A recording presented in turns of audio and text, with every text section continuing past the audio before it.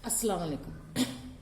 आज हम छंद के बारे में कुछ जानकारी प्राप्त करेंगे। विस्तार से नहीं, थोड़ा ऐसा ही बात करेंगे। तो छंद छंद का अर्थ क्या है? बांधना।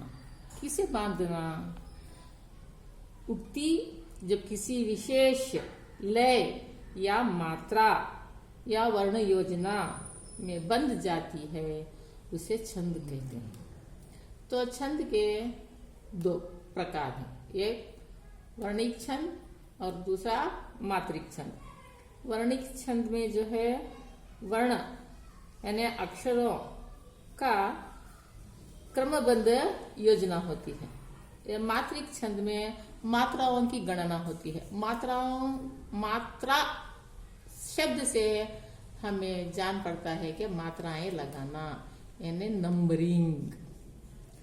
तो मात्रिक छंद में दो स्टेप्स हैं, एक लघु और दूसरा गुरु।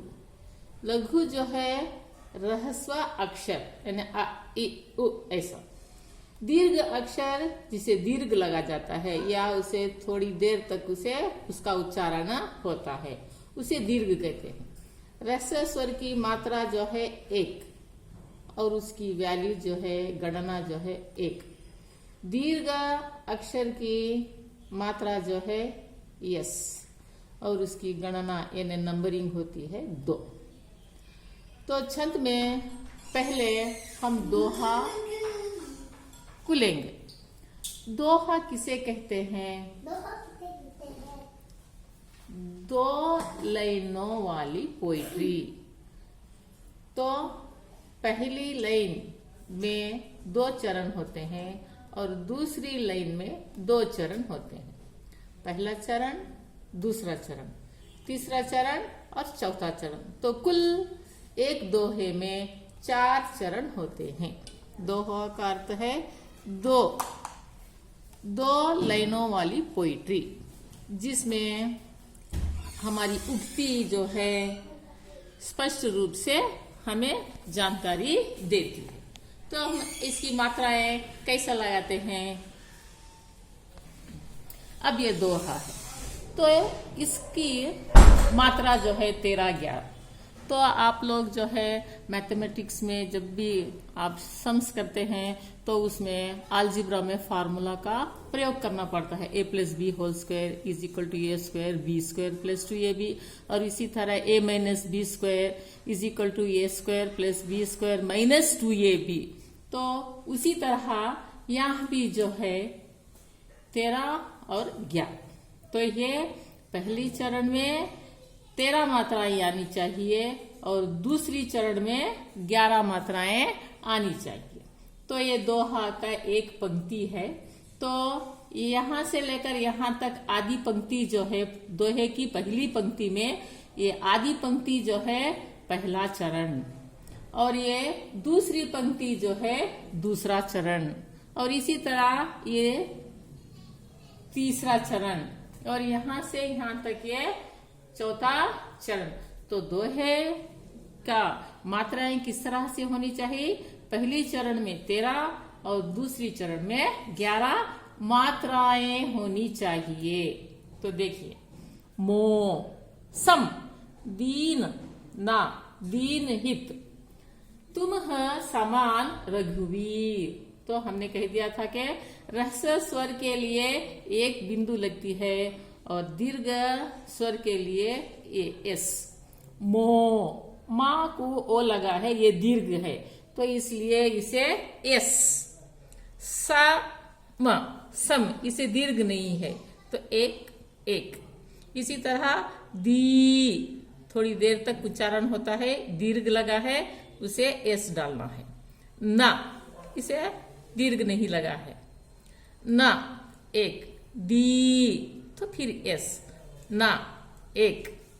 ही हा को ई लगा है, छोटा है ये, थोड़ी देर तक उच्चारण नहीं होता, एक लम्हे के लिए इसका उच्चारण होता है इसलिए ह्रस्व स्वर है रहा।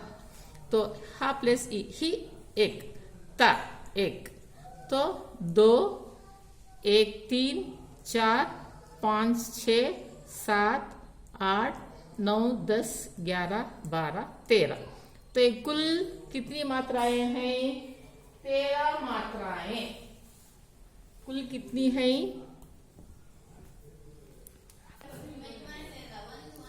तो ये कुल कितनी है? पहले चरण में 13 मात्रा। इसी तरह 1, 1, 2, 3, 4, 5, 6, 7, 8, 9, 10, 11। तो ये कुल 11 मात्राएं। तो दोहा का क्या है? पहली चरण में 13 मात्राएं और दूसरी चरण में 11 मात्राएं। तो इसी तरह आप इसे मात्राएं लगाएंगे। और दूसरा दोहा का देखिए, तनिक शीत जल 100 मिटाए, जैसे दूध उफान। ता 1, नी 1, का 1, 1, 1, 1, तनिक। सी दीर्घ लगा है उसे एस। ता 1, ज 1, ला 1, सो दीर्घ लगा है तो एस। मी 1, टाई, टा को आई वत्तु लगा है तो इसलिए ये एस। तो कुल कितनी हो गई? 1, 2, 3, 4, 5, 6, 7, 8, 9, 10, 11, 12, 13। तो यहाँ भी जो है पहली चरण में 13 मात्राएं और दूसरी चरण जय दीर्घ लगा है यस। से सा को ए वत्तु से, जय से। दू दीर्घ यस, ध 1, उ 1, फा प्लस दीर्घ फा एस। ना 1, 2, 4, 6, 7, 8, 9, 10, 11।